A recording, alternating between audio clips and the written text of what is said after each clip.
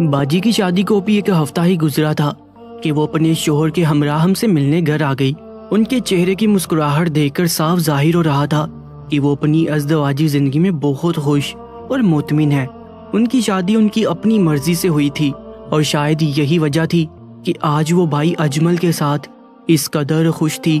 میں نے باجی سے پوچھا کہ وہ کتنے دنوں کے لیے آئی ہے تو وہ کہنے لگی بس کل کا دن ہے، پھر ہم دونوں نے مری کے لیے روانہ ہو جانا ہے۔ مری کا نام سنتے ہی میرے تو جیسے منہ میں پانی سا بھر آیا۔ اس کی ایک وجہ یہ بھی تھی کہ میں آج تک کبھی مری نہیں گئی تھی، اور دوسرا یہ کہ میں نے مری کے بارے میں بہت تعریفیں سن رکھی تھی۔ خیر باجی بہت خوش تھی اور ان کے چہرے کی مسکراہٹ ان کے دل کا حال صاف بیان کر رہی تھی۔ میں ہمیشہ سے ان کی خوشی میں خوش رہی تھی، مگر آج نہ جانے کیوں مجھے ان سے جلن محسوس ہو رہی تھی۔ ان کا اور بھائی اجمل کا بار بار یوں بے تکلف ہو جانا نہ جانے کیوں مجھے برا لگ رہا تھا۔ خیر خدا خدا کر کے میں نے وہ دن گزارا۔ رات کے 2 بج رہے تھے جب اچانک پیاس کی شدت سے میری آنکھ کھل گئی۔ میں اٹھی اور پانی پینے کی غرض سے باورچی خانے کی طرف چل پڑی۔ پانی پی کر میں اپنے کمرے کی طرف جا ہی رہی تھی کہ مجھے سامنے والے کمرے سے کسی کی سرگوشی سنائی دی۔ اس کمرے میں باجی اور بھائی اجمل سو رہے تھے اور میں اس بات سے اچھی طرح واقف تھی، مگر پھر بھی نہ جانے کیوں میں اس طرف کھینچی چلی گئی اور میں نے کھڑکی سے جھانک کر دیکھا تو باجی بھائی اجمل کے سینے پر سر رکھ کے لیٹی ہوئی تھی۔ جس حال میں وہ دونوں لیٹے ہوئے تھے وہ میرے لیے ناقابل بیان ہے۔ میں انہیں اس حال میں دیکھ کر شرم کے مارے پانی پانی ہو کر رہ گئی۔ مجھے خود کی اس حرکت پر غصہ آنے لگا اور میں فوراً وہاں سے بھاگ کر کمرے میں آ گئی۔ میں وہاں سے تو آ گئی تھی مگر میری آنکھیں شاید ابھی بھی وہی منظر دیکھ رہی تھی۔ میں نے سونے کی بہت کوشش کی مگر نیند میری آنکھوں سے کوسوں دور تھی۔ میرے 1000 بار کوشش کرنے کے باوجود بھی مجھے نیند نہ آئی۔ پوری رات میں سب کے بارے میں سوچتی رہی جو میری آنکھوں نے دیکھا تھا۔ یہی سب سوچتے سوچتے کب صبح ہوگی پتہ ہی نہ چلا۔ اماں حضور کی آواز پر میں اپنی خیالوں کی دنیا سے باہر آئی۔ میں اماں کی آواز سن کر اٹھ بیٹھی۔ میرا پورا جسم نیند پوری نہ ہونے کی وجہ سے بہت درد کر رہا تھا۔ خیر آج بھی کئی بار باجی سے میرا سامنا ہوا اور ان کو دیکھتے ہی رات کا منظر میری آنکھوں کے سامنے تازہ ہو جاتا۔ باجی کے جانے کے بعد میں نے خدا کا شکر ادا کیا اور سکھ کا سانس لیا۔ ایک بار پھر میں اپنی زندگی میں مصروف ہو گئی، مگر اب میں وہ پہلی والی سندس نہیں رہی تھی جو پہلے ہوا کرتی تھی۔ اب نہ جانے کیوں عجیب خیال تھے جو میرا پیچھا ہی نہیں چھوڑتے تھے۔ میں باری باری شادی کے بارے میں سوچتی دل کرتا کہ جلد از جلد شادی کر لوں اور پھر باجی کی طرح اپنی زندگی انجوائے کروں۔ 1-2 بار باتوں میں نے اماں سے اپنی شادی کا ذکر بھی کیا، مگر انہوں نے صاف الفاظ میں کہہ دیا کہ ابھی تم اس سب کے لیے بہت چھوٹی ہو، بہتر یہی ہے کہ اپنی پڑھائی پر دھیان دو اور ان فضول سوچوں کو اپنے سے دور رکھو۔ مجھے ان کی ان باتوں پر بہت غصہ آتا کیونکہ میں 12 تک تعلیم حاصل کر چکی تھی، مگر پھر بھی وہ کہتی تھی کہ تم ابھی چھوٹی ہو۔ خیر وقت گزرتا گیا اور میں نے BA میں داخلہ لے لیا۔ میری یونیورسٹی میں میرے ساتھ لڑکے بھی پڑھتے تھے جن سے اکثر بات چیت ہو جایا کرتی تھی۔ انہی لڑکوں میں ایک لڑکا شاہ جمال بھی تھا جو مجھے پسند کرتا تھا اور کئی بار مجھ سے شادی کی بات بھی کر چکا تھا۔ میں بھی اسے پسند کرنے لگی تھی اور اپنی آگے کی زندگی اس کے ساتھ گزارنا چاہتی تھی۔ شاہ جمال کے کہنے پر 1-2 بار میں نے اماں سے اس کے بارے میں بات کی، مگر میں جب بھی ان سے اس بارے میں بات کرتی تو وہ میری بات کو انسنا کر دیتی۔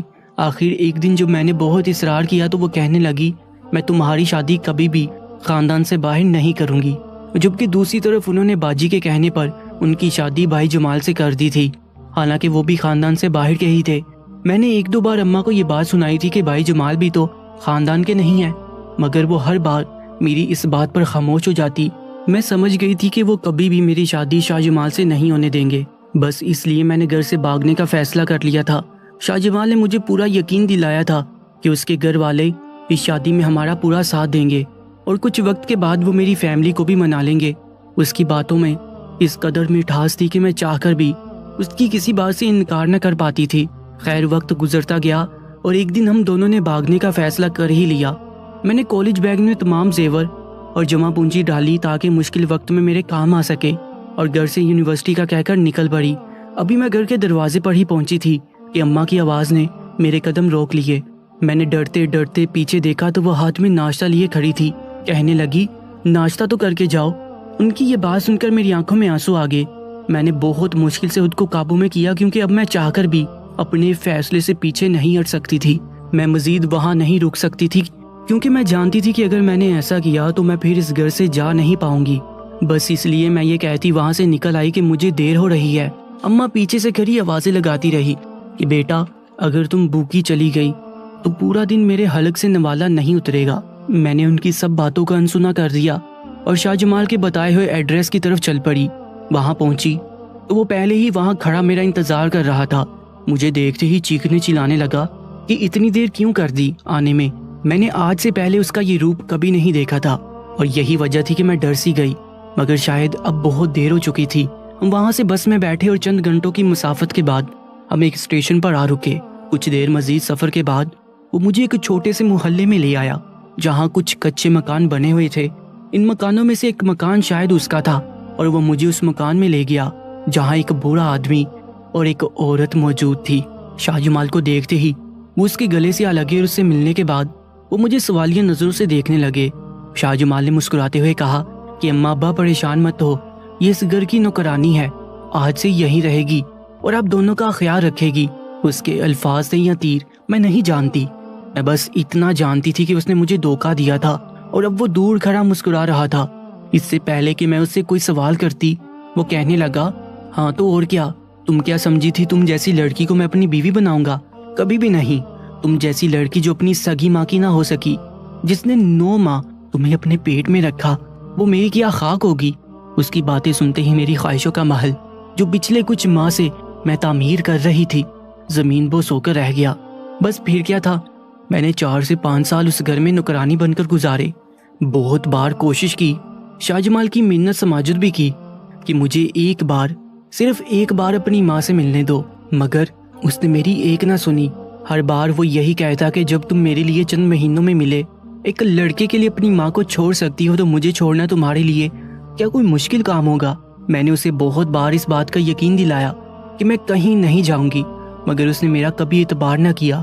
خیر وقت گزرتا رہا اور تقریباً 8 سال کے بعد میں اس کیسے آزاد ہونے میں کامیاب ہو ہی گئی۔ وہاں سے بھاگ کر میں سیدھا ماں کے پاس آئی، مگر یہاں آ کر پتا چلا کہ یہ گھر اب کسی اور کا ہے۔ جب محلے والوں سے اماں کے بارے میں پوچھا تو پتا چلا کہ وہ میری جدائی کے غم میں چند ماہ بعد ہی اس دنیا سے چل بسی تھی۔ میں روتی دھوتی باجی کے سسرال آئی، جہاں انہیں دیکھ کر میرا دل خون کے آنسو رونے لگا، کیونکہ وہ مجھ سے بھی زیادہ بری حالت میں تھی۔ مجھے دیکھا تو گلے لگ کر رونے لگی، کہنے لگی، اب پتا چلا کہ آخر اماں اور میں کیوں نہیں چاہتے تھے کہ تمہاری شادی خاندان سے باہر ہو۔ باجی نے بتایا کہ ان کے شوہر اجمل نہ جانے کتنی لڑکیوں سے جنسی تعلق میں تھے، اور یہ بات انہیں شادی کے چند ماہ بعد پتا چلی۔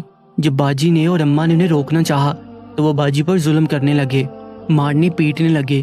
بس یہی وجہ تھی کہ اماں اب ڈر گئی تھی، وہ نہیں چاہتی تھی کہ میری شادی خاندان سے باہر ہو، مگر میں نے ان کی ایک نہ سنی۔ میں ہمیشہ انہیں اپنا دشمن سمجھتی رہی۔ اب مجھے اپنی غلطی کا احساس ہو چکا تھا، مگر شاید اب بہت دیر ہو چکی ہے۔ آج یہ بات سمجھ آئی ہے کہ ماں باپ اپنے بچوں کے لیے جو کچھ بھی سوچتے ہیں وہ ان کے حق میں بہتر ہی ہوتا ہے۔ دوستو، آج کی اس کہانی کے بارے میں اپنی قیمتی رائے سے ضرور آگاہ کیجیے گا، اور ایسے ہی سبق آموز کہانیوں کے لیے real story T V YouTube channel کو سبسکرائب کر لیجیے گا۔ اپنا بہت زیادہ خیال رکھیں۔ اللہ نگہبان۔